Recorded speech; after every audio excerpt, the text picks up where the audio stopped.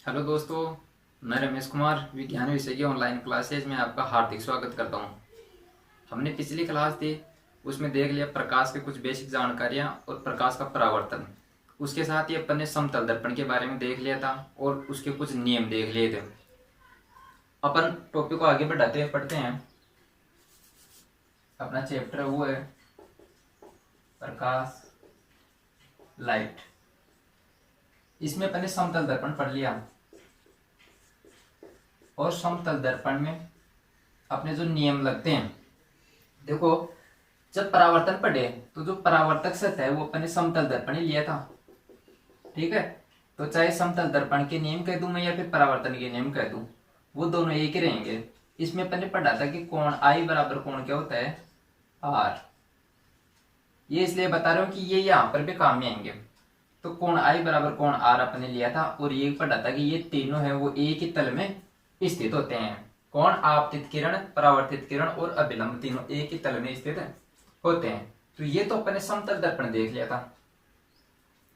उसके साथ ही अपने समतल दर्पण में देखा था कि एक स्पेशल इसकी कंडीशन होती है, वो है पार्श्व परावर्तन। यानी कि दाया भाग बाएं में और बायां भाग दाएं में कन्वर्ट हो जाता है, उसको पार्श्व परिवर्तन बोलते हैं। समतल दर्पण की एक खास बात यह होती है कि इससे वस्तु की दूरी और प्रतिबिंब की दूरी बराबर होती है। ठीक है, और उससे संबंधित अपन ने एक न्यूमेरिकल भी कर लिया था। अब अपन देखते हैं समतल दर्पण के आगे गोलीय दर्पण।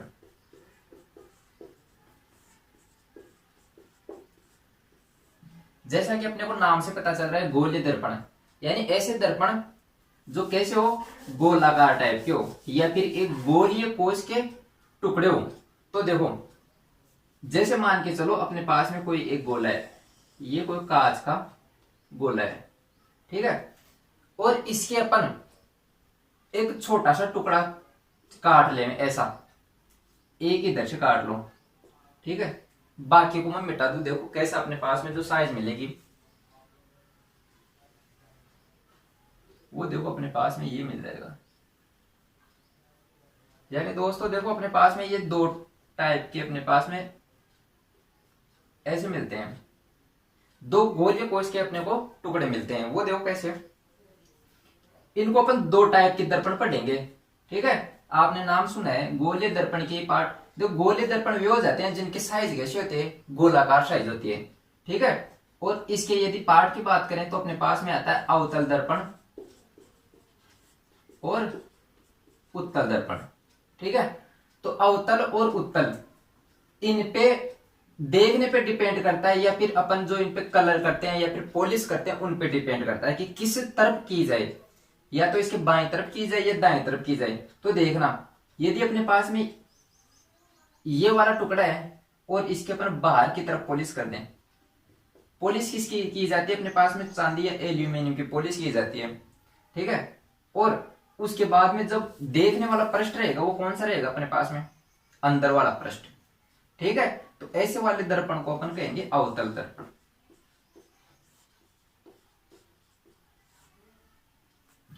तो अवतल दर्पण की क्या खास बात हुई, इसके बाहर की साइड में तो अपन पॉलिश करते हैं और अंदर की साइड यानी कि जो वक्र पृष्ठ होगा, जो वक्र गोलाकार पृष्ठ है, गोलाकार पृष्ठ का जो भाग है उसके अंदर वाला भाग अपने पास दर्पण के रूप में काम में आता है तो दर्पण ही है, लेकिन दर्पण का कौन सा भाग है, ये गोलीय दर्पण का भाग है। इसलिए अपन इसको गोलीय दर्पण में अवतल दर्पण कहते हैं। यदि बात करें, देखो बाहर की साइड में कलर नहीं करके अंदर की साइड में कर ले, तो ये वाला टुकड़ा ये इसमें पॉलिश कर दी अपन ने अंदर की तरफ। ठीक है, तो अपने पास देखने वाली सतह कौन सी बची, बाहर वाली बाह्य सतह। तो इस बाह्य सतह से देखने पर जो दर्पण अपने को प्राप्त होता है वो कौन सा दर्पण होता है, उत्तल दर्पण। ठीक है, तो ये दोनों में फर्क हो गए, अवतल दर्पण और उत्तल दर्पण में। और ये दोनों किसके पार्ट हैं, गोलीय दर्पण के। तो दोस्तों ये तो बात हुई गोलीय दर्पण के अवतल और उत्तल दर्पण की। अब अपन देखते हैं कि गोलीय दर्पण और उत्तल दर्पण से संबंधित कुछ महत्वपूर्ण बातें। इसको रफ करता हूं। देखो दोस्तों, जो अवतल दर्पण उसके बारे में बात करते हैं अपन। जो अवतल दर्पण होता है वो हमने देखा कि बाहर की तरफ पॉलिश किया होता है। अब देखो, सबसे पहली बात, जो इस दर्पण की टोटल लंबाई होती है उसके बीच के बिंदु को अपन कहते हैं ध्रुव। क्या कहते हैं? ध्रुव। इसको पी से डिनोट करते हैं अपन। और यदि देखो, ये जो है, ये जो टुकड़ा है, ये किसका भाग है? एक गोलीय कोष का भाग है। ऐसा मान लो ये कोई गोलीय कोष था, इसका भाग है, ये ऐसा गोलाकार भाग था। इसका जो केंद्र था वो यहां पर था, ठीक है, जिसको मैं सी से कह दूं, जिसको मैं सी से कह दिया। तो जो ये केंद्र है, इस केंद्र को अपन ध्रुव से मिलाएं, तो जो अपने पास में मिलने वाली जो रेखा है उसको अपन कहते हैं मुख्य अक्ष। क्या कहते हैं? मुख्य अक्ष। और मुख्य अक्ष के समांतर जब किरणें चलती हैं, प्रकाश की किरणें मुख्य अक्ष के समांतर इस दर्पण पर आपतित होती हैं, तो आपतित होने के बाद परावर्तित होगी, और परावर्तन के बाद जिस बिंदु पर ये मिलती हैं,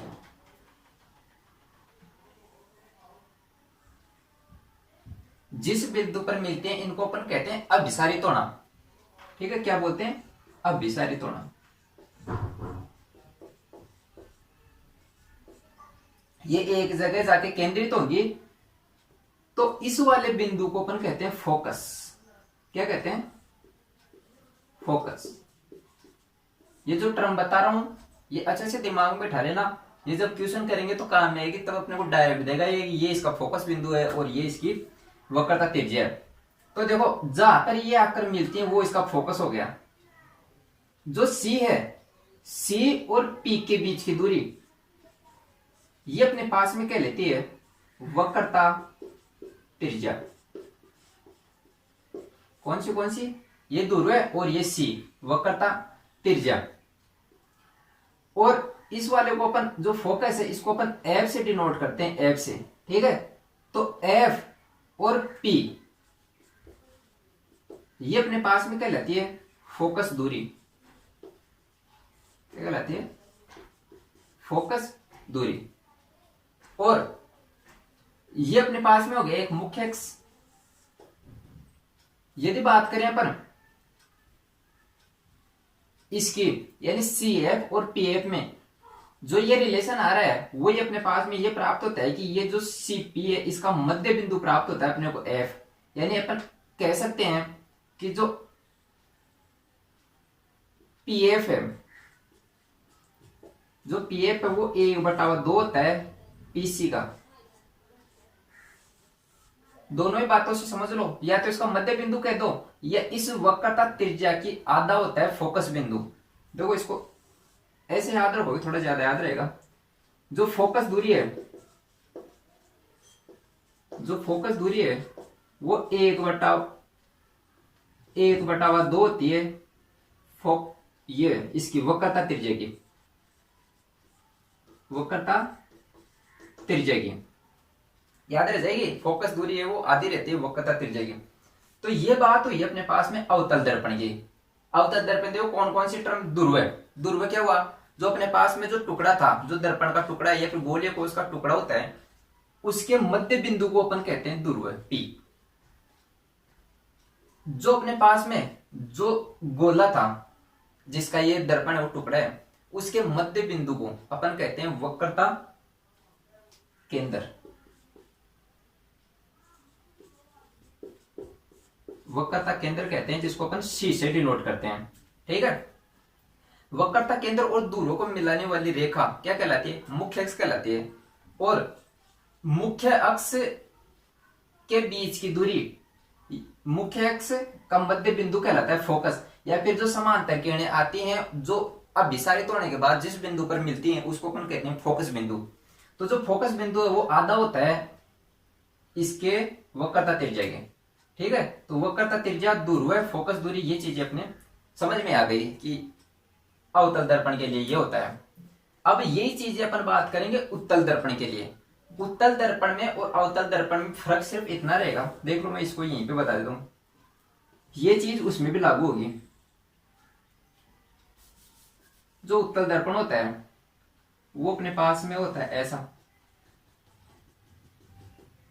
ऐसा होता है क्या, यानी जिसके पोलिस की साइड में होती है अंदर की तरफ। ये मान लो उसका केंद्र था, उस गोलीय कोष का केंद्र होता है जिसको अपन सी से डिनोट करते हैं। ये क्या हो गई इसकी मुख्य अक्ष हो गई। मुख्य अक्ष के समांतर आने वाली प्रकाश की किरणें परावर्तन के पश्चात क्या हो जाती है, अपसारित हो जाती हैं। क्या हो जाती है, अपसारित। अपसारित का मतलब होता है फैलना।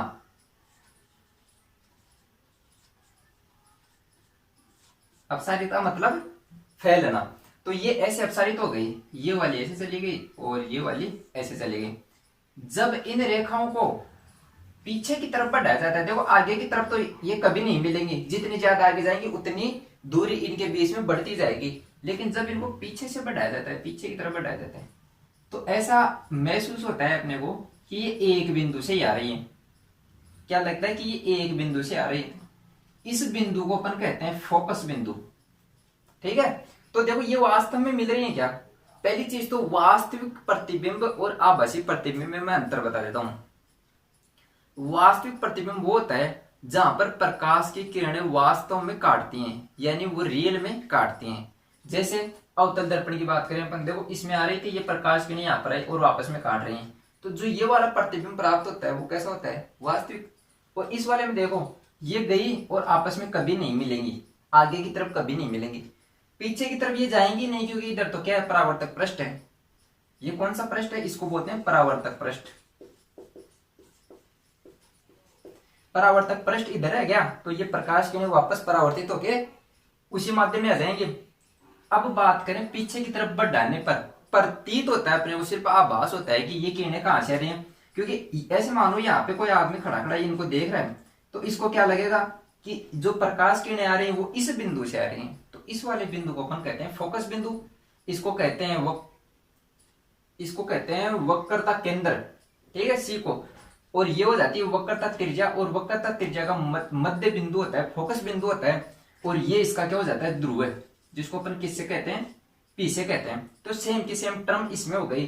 फर्क सिर्फ इतना रहा कि इसमें जो प्रतिबिंब आभासी प्रकार का है और अपने को जो ध्रुव है उसके दाएं तरफ मिलता है। देखो इसमें जो टर्म मिल रही है वो दाएं तरफ मिल रही है, इसमें जो टर्म मिल रही है वो बाएं तरफ मिल रही है। ठीक है, तो ये बात हुई दोस्तों अपने पास अवतल दर्पण और उत्तल दर्पण की।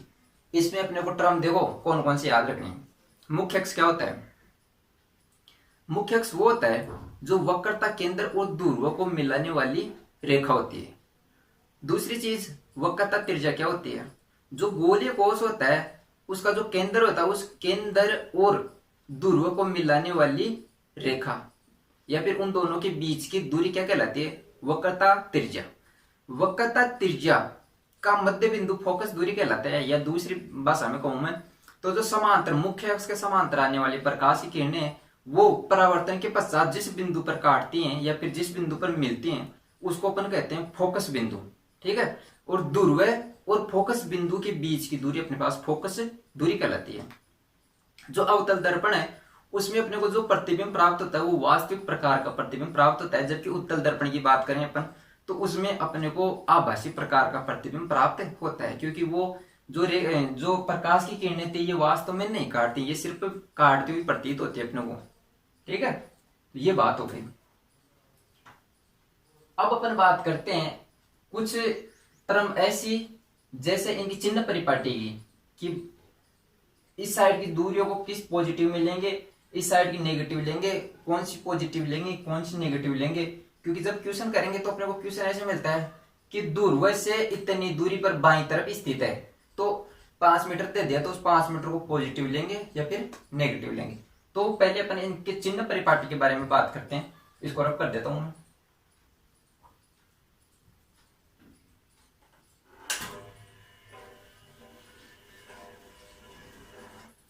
तो दोस्तों बात करते हैं अपन चिन्ह परिपाटी की। तो चिन्ह परिपाटी में देखो ये अपने पास में उत्तल दर्पण है और ये पास में अवतल दर्पण है। अब तो आपको देखते ही समझ आ जाना है कौन सा उत्तल है और कौन सा अवतल है।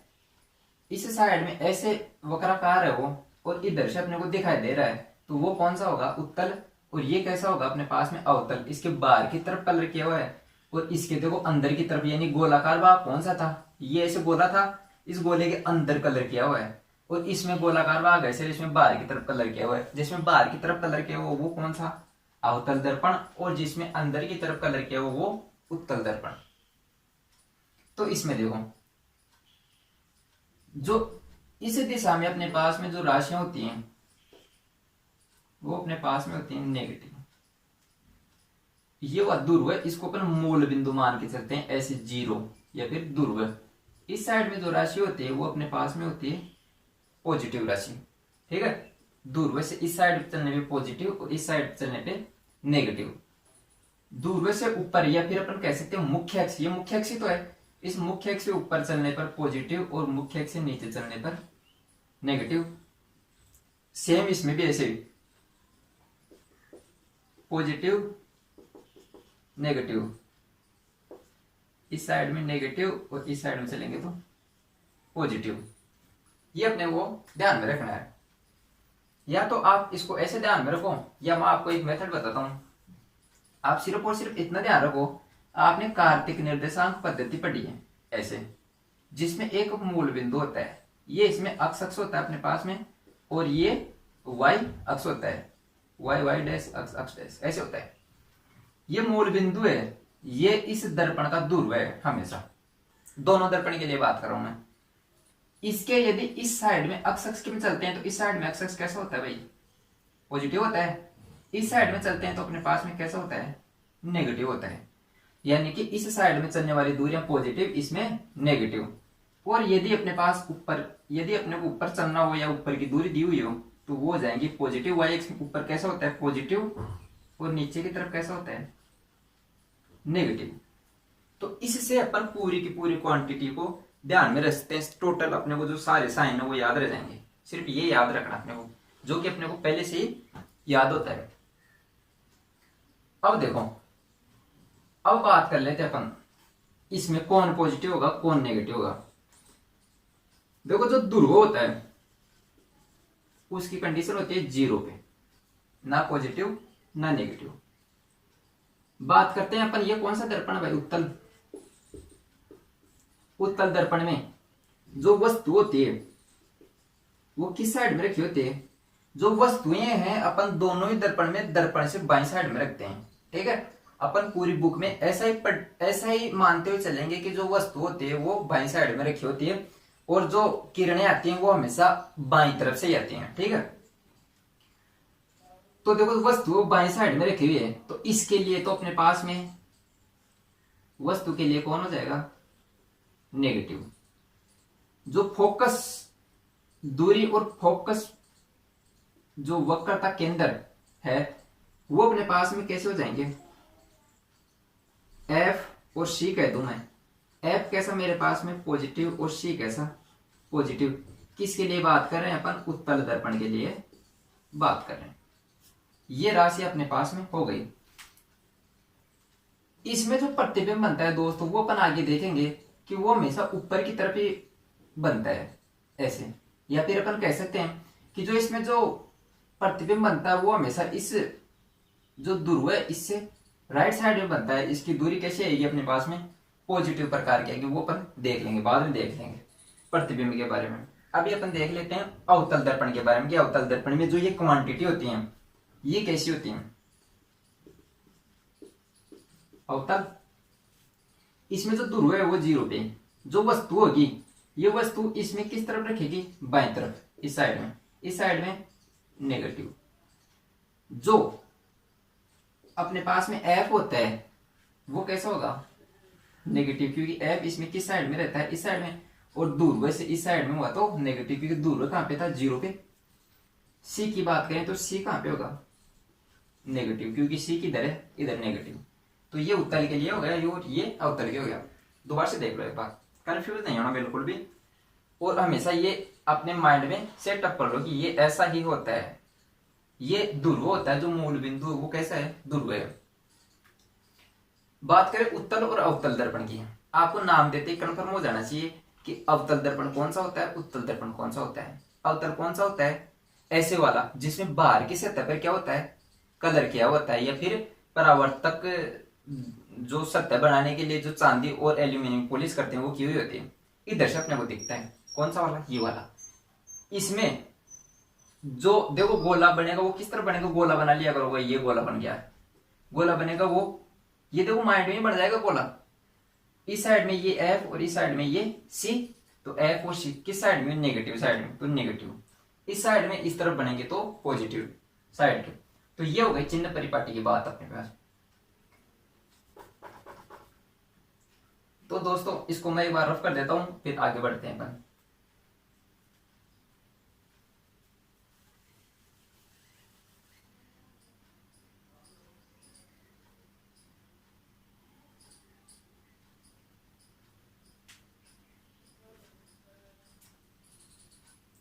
तो दोस्तों अपने पास में ये न्यूमेरिकल है, प्रूव करने वाला है ये। तो देखो इसको समझो, पहले सिद्ध कीजिए कि छोटे द्वारक, अपने को कंडीशन दे दी कि द्वारक कैसा है, छोटा है, के अवतल दर्पण की वक्रता त्रिज्या फोकस दूरी से 2 गुनी होती है।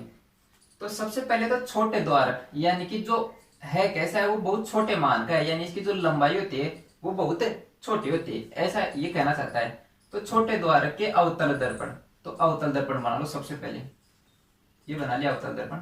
बाहर से क्या कर देंगे अपन, पॉलिश कर देंगे।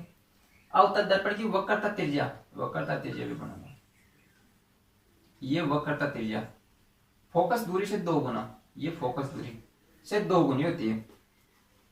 तो देखो ये फोकस दूरी अपने पास में, ये वक्रता त्रिज्या इसे 2 गुनी है, वो सिद्ध करना है। अपने पढ़ लिया कि 2 गुनी होती है, उसको सिद्ध कर देते हैं अपन। तो सबसे पहले जो इसके समांतर कोई किरण आएगी, वो आकर जो ये दर्पण है इस दर्पण से यहाँ पे टकराएगी। टकराने के बाद देखो यहाँ पर भी उन नियमों का पालन करती है जो समतल दर्पण पे करती है, यानी आने वाली प्रकाश किरण अविलंब से समान कोण बनाएगी परावर्तित किरण के लिए। तो जो सी होता है, सी यानी केंद्र से जाने वाली किरण, हमेशा ध्यान में रखना, जो केंद्र होता है इस केंद्र से जो भी किरणें जाएंगी वो हमेशा 90 डिग्री का ये कोण बनाएगी, चाहे इसे कहीं पर भी जाओ, ठीक है। तो जो ये केंद्र था इससे इस दर्पण पे आई, तो इस दर्पण पे आई तो 90 डिग्री का कोण बनाएगी। और जो ये किरण है ये मुख्य अक्ष है, और ये क्या है, इसके समांतर किरण है। जो ये किरण है ये समांतर किरण होने के कारण परावर्तन के पश्चात जिस बिंदु से होकर गुजरती है वो बिंदु कहलाता है फोकस बिंदु, यानी एफ से होकर ये जाएगी। देखो ये था मुख्य अक्ष, इसके समांतर किरण है ये, इसको आप नाम दे लो कोई भी, क्यू पी ओ, ठीक है, ये नाम दे लिया अपन ने। और ये कोण है वो आपतन कोण यानी आई, और ये परावर्तित कोण आर, ठीक है। इतनी बात समझ में आई। इस बिंदु को और नाम दे लो आप, एस नाम दे लो, ठीक है। क्या मैं ये कह सकता हूं कि कोण आपतित कोण बराबर परावर्तित कोण, कोण आई बराबर कोण आर, यानी कोण Q P, Q P C बराबर कोण एस पी सी, कह दूं, ये पहली बात हो जाएगी मेरी। कौन से नियम से आई है, कि परावर्तन के नियम से, कि आने वाला मतलब आपतित कोण बराबर परावर्तित कोण, कोण आई बराबर कोण आर से, ये बात मेरे पास में आ गई।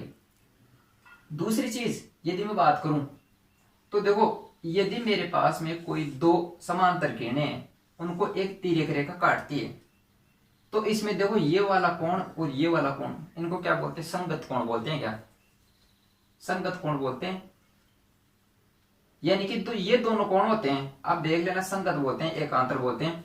इन दोनों में ये वाले कोण होते हैं वो आपस में बराबर होते हैं, ठीक है, ट्रिग्नोमेट्री की प्रॉपर्टी से। तो अपने पास में देखो जो ये थी वो ये वाली और ये वाली, ये एकांतर कोण है, और ये वाला कोण आपस में कैसे हो जाएंगे, बराबर हो जाएंगे। यानी मैं कह सकता हूं, नहीं ये वाला नहीं, क्योंकि तिर्यक रेखा तो ये वाली है, ये वाली, ठीक है। तो मैं कह सकता हूं कि कोण QPC यानी कोण आई बराबर कोण, मैं कह दूं कि PCF, यानी ये कोण और ये कोण आपस में बराबर हो गए। अब देखो इसके साथ ही, अगर ये कोण और ये कोण आपस में बराबर है, यानी कि ये कोण मेरे पास आई प्राप्त हुआ, ये आई और आर तो आपस में बराबर ही हैं, यानी कि कह सकता हूं कि इस त्रिभुज में, जो त्रिभुज है अपने पास में CPS, CPF, एफ है एफ, इसमें कोण आई बराबर कोण आर, ये वाला कोण और ये वाला कोण बराबर हो गए, तो इनके जो संगत भुजाएं हैं वो भी आपस में क्या होंगी, बराबर होंगी, ठीक है।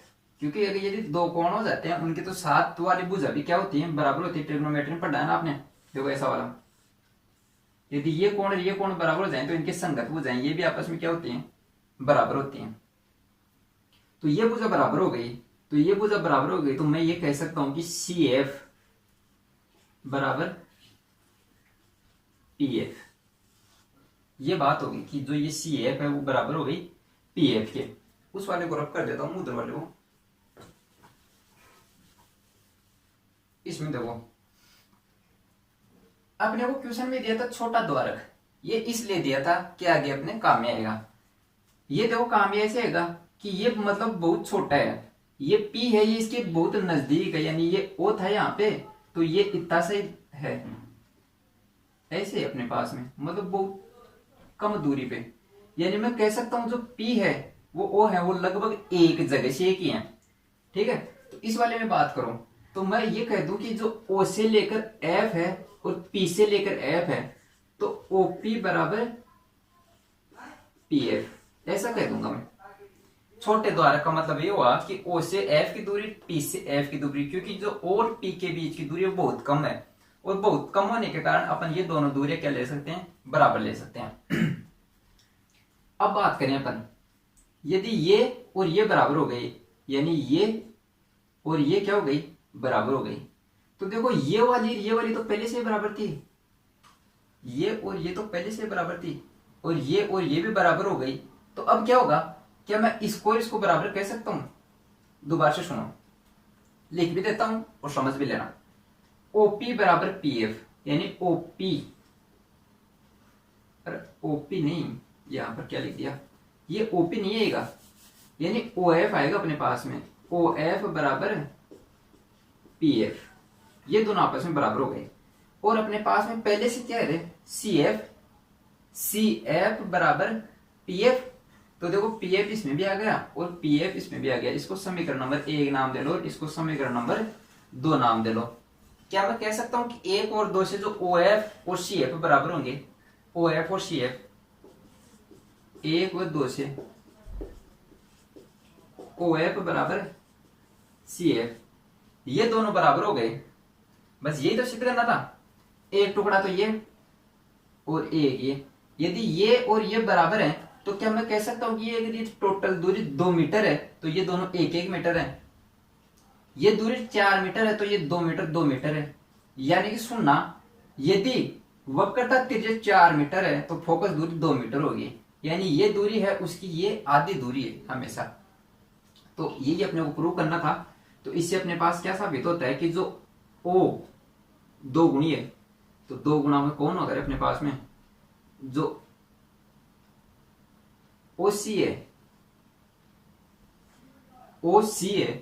वो 2 गुणी प्राप्त होती है मेरे पास में OF के, ये तो है।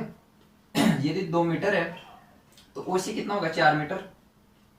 क्यों कह रहे हैं अपन ये, क्योंकि इसलिए कह रहे हैं कि ये 2 टुकड़ों से मिलकर बना, 2 बराबर टुकड़ों से, एक बराबर टुकड़ा ये और एक बराबर टुकड़ा ये दोनों बराबर टुकड़े हैं, ये 2 मीटर तो ये भी 2 मीटर, ये 4 तो सॉरी, ये दोनों बराबर हो जाएंगे। ये प्रूव हो गया। आगे देखते हैं, आप इसको एक बार समझो।